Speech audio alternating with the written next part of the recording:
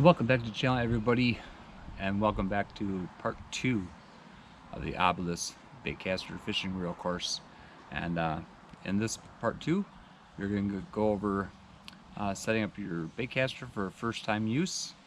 And these are just tips that I like and things that have worked for me, and they are pretty simple and easy to follow. So follow along for setting up your reel for the first time. This is especially important for first-time baitcaster users, and I'll show you a couple reasons why.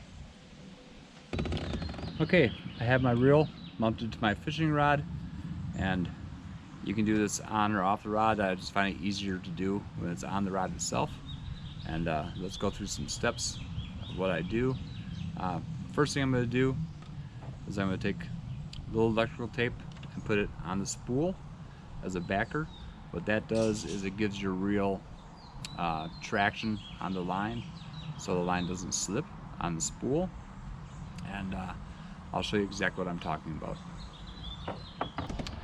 Okay, what I'm using is the Joy of Fishing 60-pound braid. This is sold by Obalus, and what I'm going to show you, if you tie it directly to your spool, at this point I am going to take the spool out, and hopefully you can see that on the camera. I'm going to take the line, run it through the guide. I'm going to run it through the guide right here into the spool. Then I'm just going to pull the spool out so I can take the line and tie it. Sorry, got a helicopter flying over right now.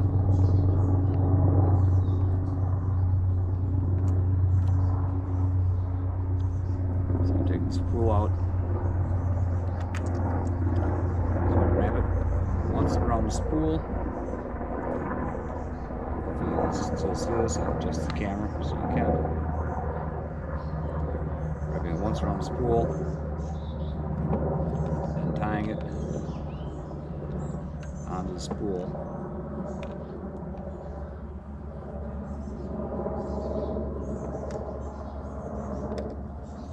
So that's tied on the spool.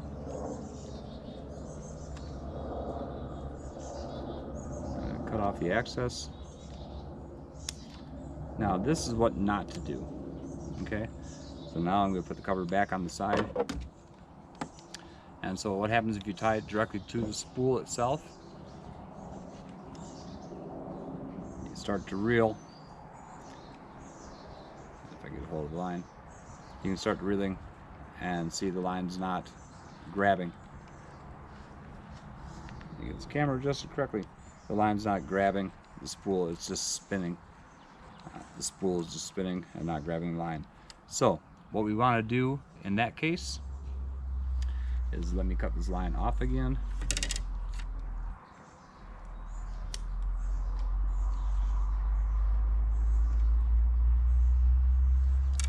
Now I'm going to do, take some electrical tape. So all you need to set up your reel, it's a good little scissors that's going to cut braid, and a little roll of electrical tape. So what I'm going to do is peel off, it's like 3 inches of tape.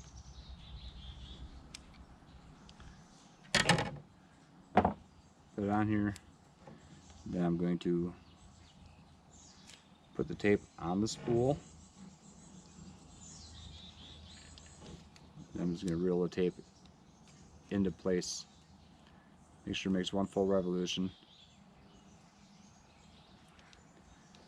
So don't have to worry about wrinkles or anything like that.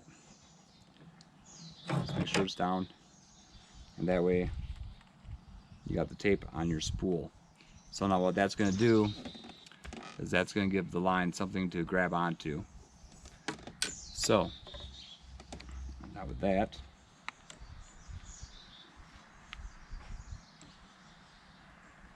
again, I'm going to take a piece of that tape,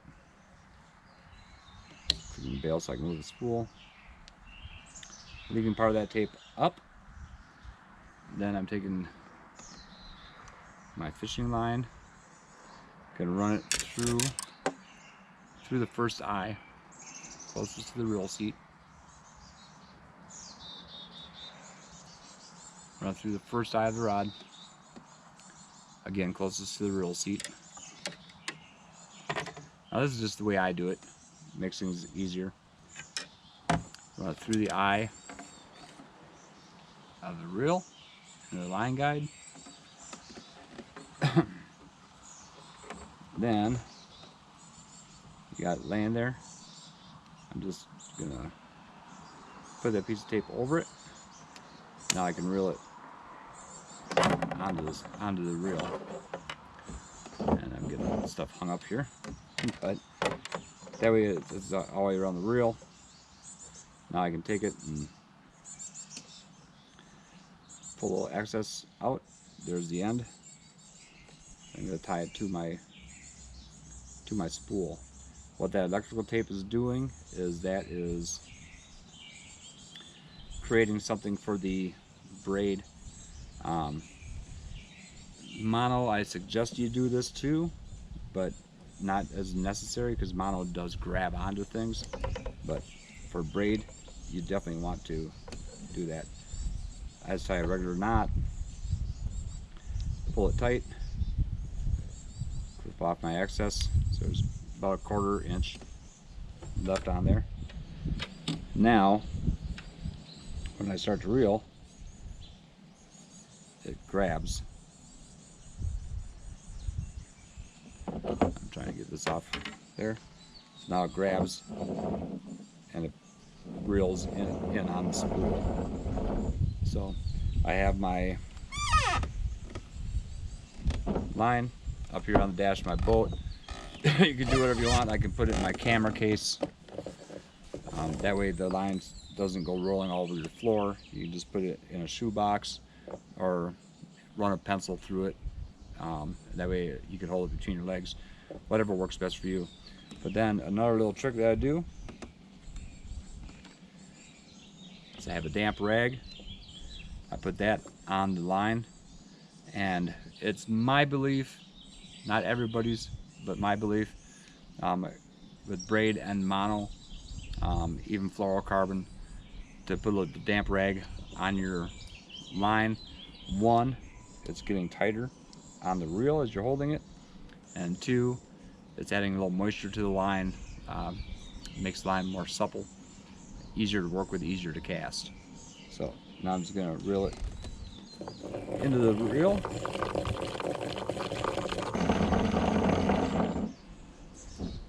Now what I do is, when you have the reel, you can just see a little bit of black, with the anodized reel at least. I leave it about 1/8 to 1/16 from the edge of the reel. That gives you plenty of room to work with. It's going to cast nice. It's not going to hang up. Some people over spool reels, and what happens is then the line gets hung up on the thumb bar and it won't cast properly. So this way the line's out of the way of everything. It's a full spool, so you can get your thumb on the spool comfortably. And then I'm going to cut off the line at the spool and run it through the rod and tie on my bait. Okay, now when you're running your line through your eyes of your rod, click your bail. If you're worried about it over spooling, you can tighten it up, or you can adjust the magnets, because that way the spool isn't running totally free, and gives you room to work without having to worry about giving it, jerking it, and over spooling it and creating a backlash, which these reels are really good for not backlashing. So once you have them set up properly, so let's finish lining this rod. Okay, so now I got my rod completely strung up, got all the line on the reel. I can free spool it. There's nothing hanging up there because I left that 1/8 inch. if you over spool it, what happens is it gets hung up on the thumb bar, and you don't want that. So now I'm going to tie my bait, and what I do is I use a polymer knot.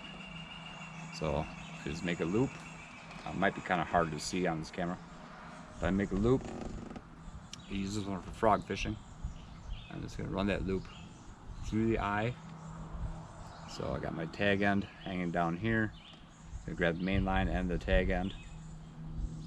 Got the loop in the other hand. Just going to tie basically a square knot over that. Pull that up a little bit. Then take that loop and swing my bait through it. Then you want to wet the line a little bit. Then pull the line tight. So, knots tied. Easy, quick way to do it. Now I'm gonna take my scissors and just cut off the tag end. Leave about 1/4 inch. Now I got my frog tied on. The reel is ready to use, and so that's the basic setup. And if you use mono on your reels or fluorocarbon, I would suggest doing the tape on the spool. It just gives you a little added security that the line's not going to slip on the spool. And so that's the setup.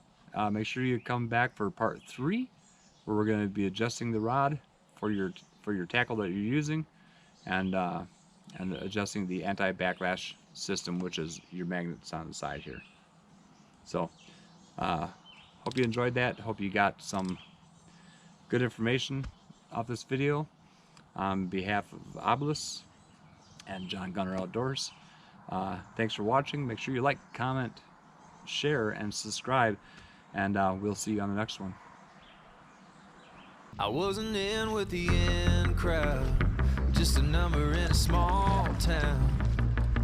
You know that hip popularity list? Well, I was like way down. Didn't dress too impressive, didn't know to address it. And ain't much had changed since those high school days till you walked in. And baby, when you fell for me, I was like a new guy on the scene.